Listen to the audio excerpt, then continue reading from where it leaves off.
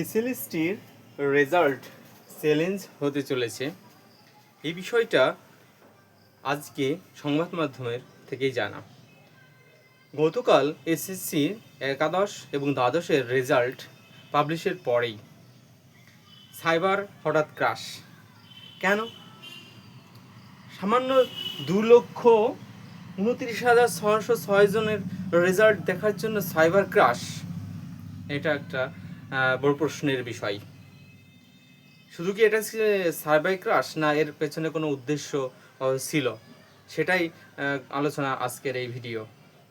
যে বিষয়টি এসেছে রাত 9:30টার সময় এসএসসির ওয়েবসাইটে জানা যায় যে রেজাল্ট পাবলিশ হয়েছে, কিন্তু সে রেজাল্ট কি, শুধু তো আনসার কি, তাও সবাই তো দেখতে পায়নি।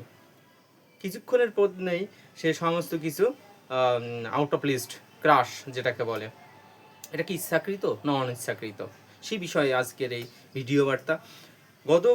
আগের ভিডিওগুলোতে আমি আলোচনা করেছি যে এমনটি হতে পারে, এবং এই যে এসএলএসটির নিয়োগ আদৌ হবে তো।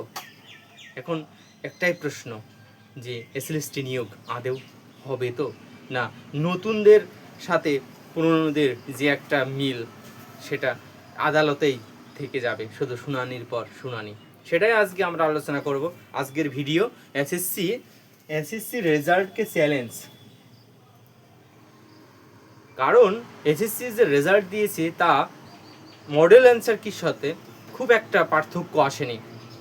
যখন এটা একটা বিস্তর রেজাল্ট দেবে, সবাই দেখতে পাবে কোথায় কি প্রশ্ন ভুল হয়েছে, তখন কিন্তু উত্তর অবশ্যই চ্যালেঞ্জ হবে। এটা হবেই চ্যালেঞ্জ, তোমরা দেখে নিও, চ্যালেঞ্জ হবেই, এবং আমরাই চ্যালেঞ্জ করব, সকলেই চ্যালেঞ্জ করবে যারা কনফিডেন্ট আছে। এই জন্য এটা কি ইচ্ছাকৃত চ্যালেঞ্জ করার জন্য, যে কোর্টের নির্দেশে আবার নিয়োগ কি স্থগিত থেকে যাবে, সেটাই আজকের আলোচনার বিষয় আমার এই ভিডিও।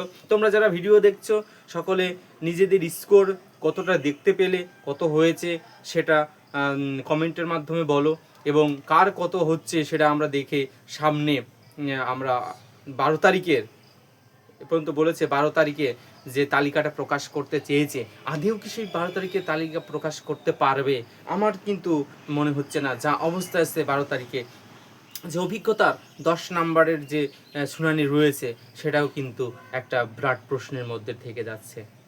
তোমরা যারা এই ভিডিওটি দেখছো তারা বন্ধুদের সঙ্গে অনেক অনেক আলোচনা করো, এবং আমি যেটা বলবো সেটা হচ্ছে শূন্য পদ 12,514টি, শূন্য পদ 12,514টি। এর পেছনে পরীক্ষা দিয়েছে কত? 2,29,606 জন, 2,29,606 জন।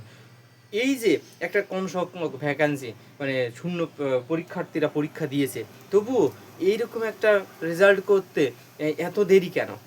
এর পেছনে উদ্দেশ্য কি?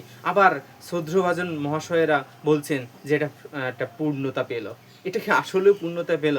আমি কার কথা বলছি নিশ্চয়ই যারা ভিডিও দেখছো তোমরা বুঝে গেছো। এটা কি পূর্ণতা? এই রেজাল্ট কি পূর্ণতা হতে পারে? কখনোই না, এটা পূর্ণতা নয়, এটা হচ্ছে উস্কানি, তাছাড়া কিছুই নয়।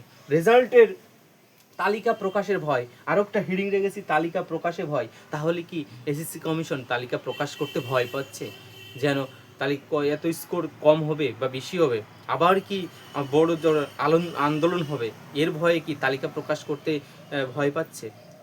নাকি এর পিছনে মূল উদ্দেশ্য কি, তা আজকের আমরা আলোচনায় তুলে ধরব। এবং কি অভিজ্ঞতা 10 নম্বর কি আদৌ যোগ হবে? আচ্ছা, যোগ হওয়াটা কি দরকার? তোমাদের অভিমত কি?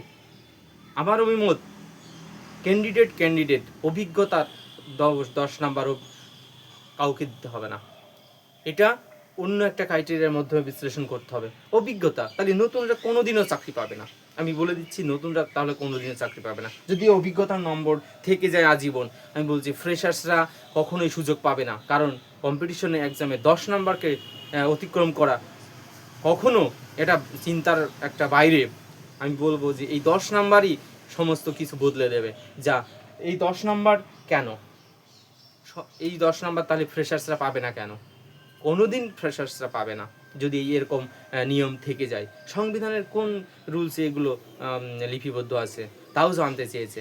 এবার আসছে কি যে 12,514টি শূন্য পদের মধ্যে কতজনকে ডাকবে আমরা আগেই জেনেছি, 16 জনের মধ্যে 10 জন আমরা স্থায়িত্ব পাবো।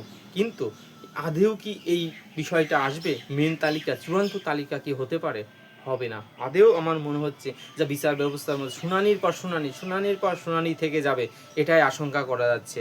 তাই তোমরা যারা এসএলএসটির বিষয় নিয়ে অনেক চিন্তাভাবনা করছো, আমি তোমাদের হতাশ করব না। তবে আমার এই বিষয়টা সম্পূর্ণ ব্যক্তিগত অভিমত আমি জানাচ্ছি। তোমাদের অভিমত কি সেটা তোমরা কমেন্টের মাধ্যমে বলো, আলোচনা করো। দেখবে একটা আমরা ভীষণ একটা আন্দোলনের সম্মুখীন হতে যাচ্ছি। আবার কোর্টকে চ্যালেঞ্জ করছে এসএসসি, চ্যালেঞ্জের মুখে পড়বেই। এই ভিডিওয়ে আমি বললাম চ্যালেঞ্জের মুখে পড়তে বাধ্য।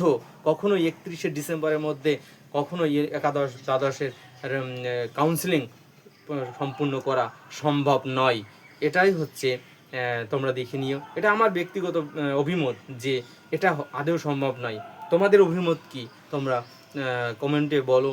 এবং যে বিষয়টা সব থেকে এখন বড় প্রশ্নের মুখে এসেছে, এসএসসির যে এসএসসির ইচ্ছা কি আমাদের চাকরি দেওয়ার, নাকি এভাবেই ঝুলিয়ে রাখা বছরের পর বছর? সেই 2016 সালের পরে এই যে একটা নতুন আন্দোলনের ফলে যে একটা ভ্যাকেন্সি যাও এসেছে, তবুও কিন্তু এই বিষয়টা আমরা গ্রহণ করতে পারছি না। এটা কি একটা রেজাল্ট করতে এইটুকু সময়, যেখানে আমরা যদি মাধ্যমিক উচ্চ মাধ্যমিকের দেখতে পাই প্রায় 7-8 লাখ 10 লাখ স্টুডেন্টের রেজাল্ট প্রকাশ হয়ে যায়, আর মাত্র 2 লাখ স্টুডেন্টের রেজাল্ট প্রকাশ করতে সাইবার ক্রাশ। এটা কিন্তু একটা অভাবনীয়, একটা অকল্পনীয় আমি মনে করি। এটা কিন্তু এর পিছনে একটা কোনো চক্রান্ত রয়েছে। তোমাদের অভিমত কি সেটা জানাবে। এটা কি আদৌ ইচ্ছাকৃত না অনিচ্ছাকৃত? যারা এই ভিডিওটি দেখলে তোমরা সকলেই কমেন্ট করো এবং নিজেদের মধ্যে আলোচনা করো। এবং কত নাম্বার হয়েছে, যে রেজাল্টটা বেরিয়েছে, মডেল কি বেরিয়েছে, তোমাদের স্কোরটা কত হয়েছে? এখানে যেভাবে তালিকাটা প্রকাশ করার কথা ছিল সেভাবে কিন্তু আদৌ করা হয়ে ওঠেনি। তাই তোমাদের স্কোর কত হচ্ছে, তোমরা কোন সাবজেক্ট কত পেলে, সেগুলো কমেন্টের মাধ্যমে বলো। আগামী ভিডিওতে আমি সেইগুলো নিয়ে অ্যানালাইসিস করব এবং তোমাদের সুবিধার্থে সমস্ত ডেটাগুলো আপডেট জানাবো। সে পর্যন্ত সবাই ভালো থাকো। যারা ভিডিও দেখছো তারা সবাই নিজেদের স্কোর বলো কত হয়েছে, কোন সাবজেক্ট, এবং তাদের কি কাট অফ হতে পারে, 10 নাম্বার অভিজ্ঞতার নাম্বার যোগ হচ্ছে কবে, সেসব বিষয়। এবং আরেকটা গুরুত্বপূর্ণ খবর, সেটা হচ্ছে 17ই নভেম্বর 2025 যদি এটার তালিকা পাবলিশড হয়, তবেই 17ই নভেম্বরের পরে গিয়ে ভেরিফিকেশনের কল পাবে। এবং ভেরিফিকেশন হলে কত 20,000 জন পরীক্ষার্থী ডাক পাবে ইন্টারভিউর জন্য। এটা অঞ্চল ভিত্তিক হবে এবং এই অঞ্চল ভিত্তিক হলেও কিন্তু একটা ভেরিয়েশন দেখা যাবে তোমার ইন্টারভিউর এবং ডেমনস্ট্রেশনের নাম্বারের উপরে। এটা কিন্তু আশঙ্কা করা যাচ্ছে। তো যাই হোক, সমস্ত প্রশ্ন আগামী ভিডিওয় তো আমরা উত্তর করবো এবং আগামী ভিডিওয়ে আলোচনা করব। আজকে এ পর্যন্তই। সবাই ভালো থাকো, সুস্থ থাকো এবং চারিদিকে খেয়াল রাখো, আন্দোলনে যোগ দাও, সবাই যেন আমরা সফল হতে পারি। এই হোক আজকের আহ্বান। সবাই ভালো থাকো। সে পর্যন্ত ধন্যবাদ সবাইকে।